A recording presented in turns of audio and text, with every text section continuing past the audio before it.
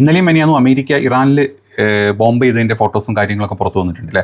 Iran അടിച്ചു എന്നുള്ള വാർത്തകൾ വരുന്നുണ്ട്. സത്യം പറഞ്ഞാൽ അത് കുവൈറ്റിലുള്ളവർക്കും ബഹ്റൈനിലുള്ളവർക്കും നല്ലപോലെ അറിയാം അടിച്ചിട്ടുണ്ടോ ഇല്ല എന്നുള്ളത്.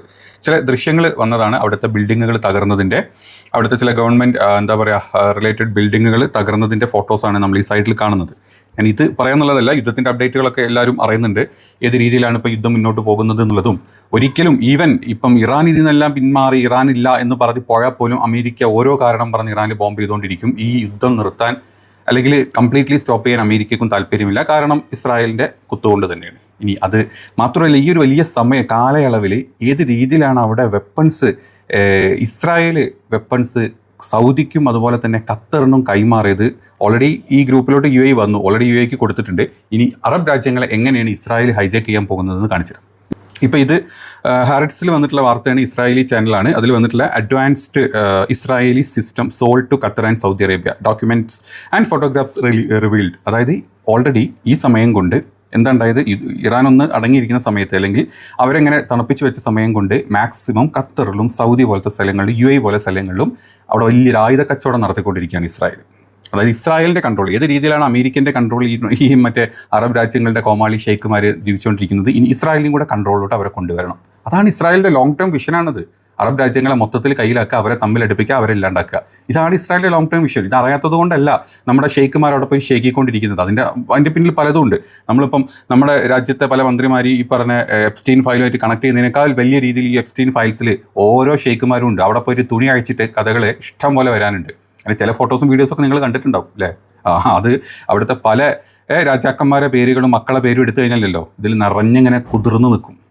അത് നമ്മൾ മനസ്സിലാക്കണം എപ്പോഴും.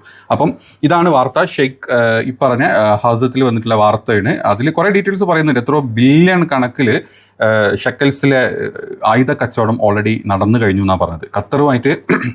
ഖത്തറിന് ഡയറക്റ്റ് ടെഹ്റാനിലോട്ട് തൊടുത്തുവിടാനുള്ള വിമാനങ്ങൾ ഉൾപ്പെടെ, അതുപോലെ തന്നെ എൽബിറ്റ് കമ്പനിയായിട്ട് അതുപോലെ സീ മ്യൂസിക്കും മിസൈൽ പ്രതിരോധ സംവിധാനങ്ങൾ ഖത്തറിന് നൽകിയതായിട്ട് പറയുന്നുണ്ട്. F-15 പ്രോഗ്രാമിൻ്റെ കീഴിൽ കോമ്പാക്ട് ഹെൽമെറ്റുകളും നൈറ്റ് വിഷൻ ഗൂഗിൾസും ഒക്കെ കൊടുത്തിട്ടുണ്ട്. 150 മുതൽ 250 മില്യൺ ഡോളറിൻ്റെ ബോയിങ് സബ് കോൺട്രാക്ടിങ് കരാറുകളും ഇസ്രായേലി കമ്പനികൾ ഖത്തറുമായിട്ട് സ്വന്തമാക്കിയിട്ടുണ്ട്. നമ്മൾ പുറത്തെന്താ കാണുന്നത്, ഖത്തർ എപ്പോഴും ഇസ്രായേലിനെ ചീത്ത പറയുന്നതും അല്ലെങ്കിൽ ഈ ഗസയിലെ കാര്യങ്ങൾ പറഞ്ഞിട്ട് ഖത്തർ ഭയങ്കര ടെൻഷൻ അടിക്കുന്നതും അല്ലെങ്കിൽ ഒക്കെ നമ്മൾ കാണാറുണ്ടല്ലേ. അതല്ല, അതിനേക്കാൾ വലിയ ആയുധ കച്ചവടം അവിടെ ഇങ്ങനെ ഈ ഒരു ഗ്യാപ്പിൽ നടന്നു പോകുന്നുണ്ട്. അതേ സ്ഥാനത്ത് സൗദി അറേബ്യയുടെ ബോയിങ് വഴി ഒരു പരോക്ഷ ഓൾറെഡി ബോയിങ്ങുമായിട്ടുള്ള ഒരു ടൈപ്പ് ഉണ്ട്. അതുകൊണ്ട് തന്നെ അവർ ഓൾറെഡി ഇവരുടെ ഉപഭോക്താക്കൾ തന്നെയാണ്. അത് മാത്രമല്ല, കോളിങ്സ് എൽബിറ്റിൽ നിന്നും 462 കോമ്പാക്ട് ഹെൽമെറ്റുകൾ, അതുപോലെ തന്നെ നൈറ്റ് വിഷൻ ഗോഗിളുകൾ, പിന്നെ മറ്റ് മിസൈൽ ഡിഫൻസ് സിസ്റ്റം കംപ്ലീറ്റ്ലി ഏകദേശം $100 മില്യൺ വില വരുന്ന സാധനങ്ങളാണ് സൗദി അറേബ്യയുമായിട്ട് ഇപ്പം ഇസ്രായേൽ മുന്നോട്ട് പോകുന്ന പുതിയ കരാറുകൾ. ഓൾറെഡി അതിൻ്റെ ഫോട്ടോസും കാര്യങ്ങളൊക്കെ റിവീൽഡ് ആയിട്ടുണ്ട്. അപ്പോൾ നിങ്ങൾ മനസ്സിലാക്കണം, ഈ ഒരു ഇറാനെ പിടിച്ചു വെച്ചിട്ട് അല്ലെങ്കിൽ ഇറാൻ അവിടെ അമേരിക്കയുടെ അല്ലെങ്കിൽ മറ്റ് തകർത്ത് കളഞ്ഞിട്ടുള്ള സാധനങ്ങളൊക്കെ റീബിൽഡ് ചെയ്യാനുള്ള ഒരു സമയം മാത്രമാണിത്. പിന്നെ അപ്പുറത്ത് ഫുട്ബോൾ നടക്കുന്നുണ്ട്. ഒരു യുദ്ധം വന്നു കഴിഞ്ഞാൽ അങ്ങോട്ടുള്ള ആളുകൾ പോകില്ല അമേരിക്കയിലോട്ട്. പറഞ്ഞ ഈ രാജ്യങ്ങളിൽ നിന്നാണ് ഏറ്റവും കൂടുതൽ ആളുകൾ അങ്ങോട്ടൊക്കെ പോകുന്നത്. അതൊക്കെ സ്റ്റോപ്പ് ആകും. അതുകൊണ്ട് തൽക്കാലം ഇങ്ങനെ പിടിച്ചു നിൽക്കുക. എന്നാൽ ഞങ്ങൾ കംപ്ലീറ്റ്ലി ഇതുകൊണ്ട് പിന്മാറിയിട്ടില്ല എന്നും വേണം. ഈ 2 മാസം കൊണ്ട് ഫുട്ബോൾ തീരുമല്ലോ. അപ്പോൾ ഈ സമയം കൊണ്ട് ഇടയ്ക്കിടയ്ക്ക് ഇങ്ങനെ ബോംബ് പൊട്ടിക്കുക, അങ്ങനെ പ്രശ്നങ്ങൾ ഉണ്ടാക്കുക, ഇറാൻ പറഞ്ഞ കാര്യങ്ങളും കൊടുക്കാണ്ടിരിക്കുക, എന്നിട്ട് വീണ്ടും അടി തുടങ്ങുക. ഇതാണ് ഇവരുടെ ഉദ്ദേശം. അപ്പോഴേക്കും അവിടെയൊക്കെ സെറ്റാവും, ഇസ്രായേലിലും സെറ്റാവും. എന്തുകൊണ്ടാണ് ഇസ്രായേൽ അടിക്കുമ്പോൾ ഇസ്രായേൽ എന്തുകൊണ്ടാണ് തിരിച്ചടിക്കാത്തത്? ഇസ്രായേൽ അടിച്ചു കഴിഞ്ഞാൽ ഇറാൻ പിന്നെ ഒന്നും നോക്കില്ല, കൂട്ടായിട്ട് അടിക്കും ഇസ്രായേലുള്ളൂ. അതുകൊണ്ട് ഇസ്രായേൽ ചാമ്പലായി പോകും. അതുകൊണ്ട് ഇസ്രായേൽ അങ്ങനെ പിടിച്ചു നിർത്തും. എന്നിട്ട് US ഇതേപോലത്തെ ഈ പറഞ്ഞ കുവൈറ്റ് ബേസിൽ നിന്നും ബഹ്റൈൻ ബേസിൽ നിന്നൊക്കെ ചെറിയ ബോംബുകളോട് അങ്ങനെ കൊണ്ടിട്ട് കൊടുക്കും.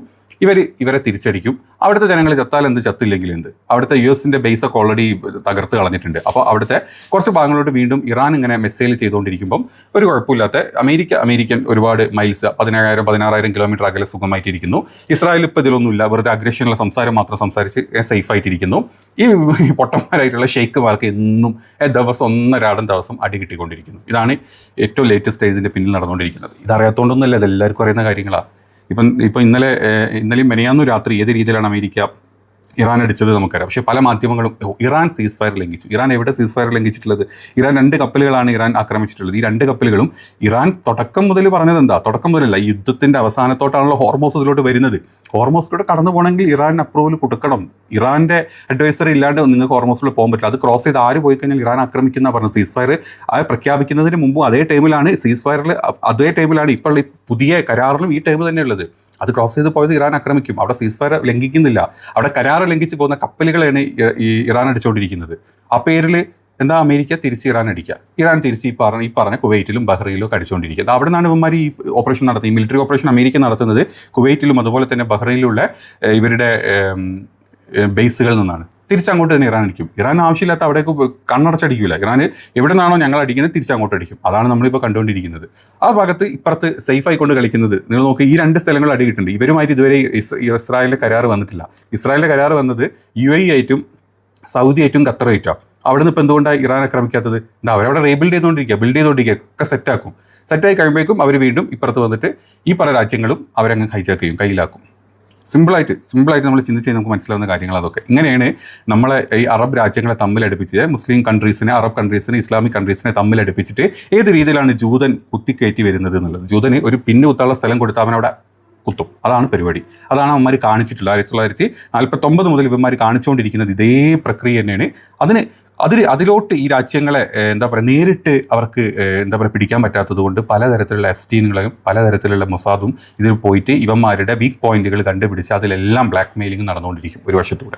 ഇപ്പം നമ്മൾ ഇതിലോട്ട് മതം കലർത്തിക്കിട്ട് സംസാരിക്കുകയാണെങ്കിൽ ഇതിങ്ങനെ തന്നെ നടക്കാൻ പോകുന്നുള്ളൂ. ഇങ്ങനെ അറബ് രാജ്യങ്ങൾ തമ്മിൽ അടിക്കണം, തമ്മിൽ അടുപ്പിക്കും, ഇസ്രായേൽ തമ്മിൽ അടുപ്പിക്കും. അത് കഴിഞ്ഞിട്ടേ ഇവർക്ക് ബോധോദയമൊക്കെ വന്നിട്ട് പിന്നെയുള്ള ഒരു നമ്മുടെ ഒരു ഇസ്ലാമിക് ഫ്യൂച്ചറിലോട്ട് നമ്മൾ നോക്കുമ്പോൾ അങ്ങനെ വരണം. പക്ഷേ നമ്മൾ ജീവിക്കുന്ന ഈ ഒരു വേൾഡിൽ ഏത് രീതിയിലായിരിക്കണം എന്നുള്ളതാണ് നമ്മൾ ഈ വീഡിയോയിൽ വന്ന് പറയുന്നത്. പക്ഷേ ഈ ഒരു കാര്യം നടന്നുകൊണ്ടിരിക്കും, അത് നമ്മൾ കണ്ടുകൊണ്ടിരിക്കും.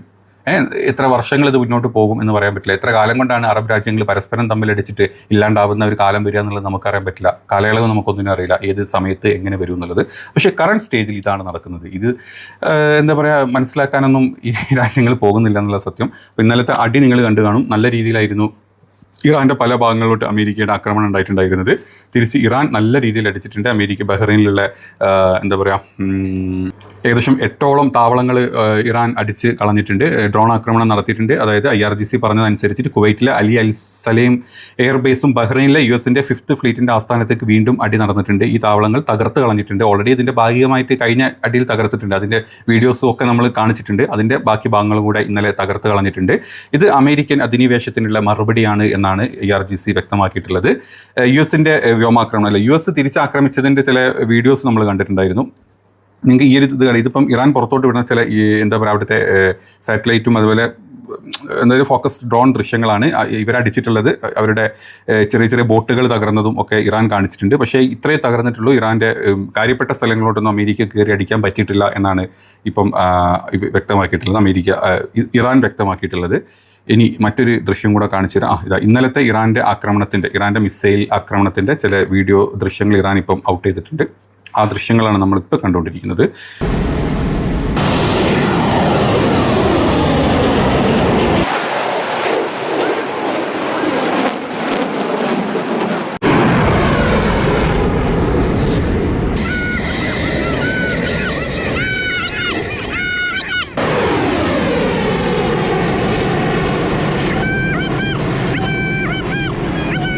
അപ്പോൾ ഇനി കൂടുതൽ യുദ്ധത്തിൻ്റെ വാർത്തകൾ നോക്കാം, അപ്ഡേറ്റുകൾ വരട്ടെ.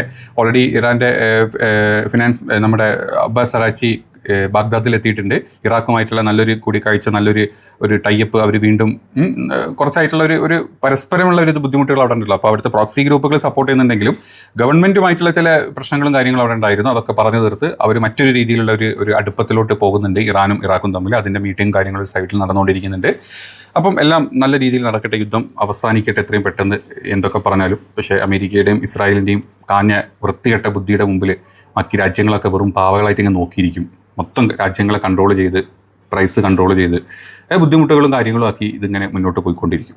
പുതിയ അപ്ഡേറ്റ് വരും, അടുത്തൊരു വീഡിയോ ചെയ്യാം. നിങ്ങൾ മാക്സിമം സപ്പോർട്ട് ചെയ്യുക, മാക്സിമം ലൈക്കും ഷെയറും കമൻറ്റുകളൊക്കെ ചെയ്യുക വീഡിയോസിന് താഴെ.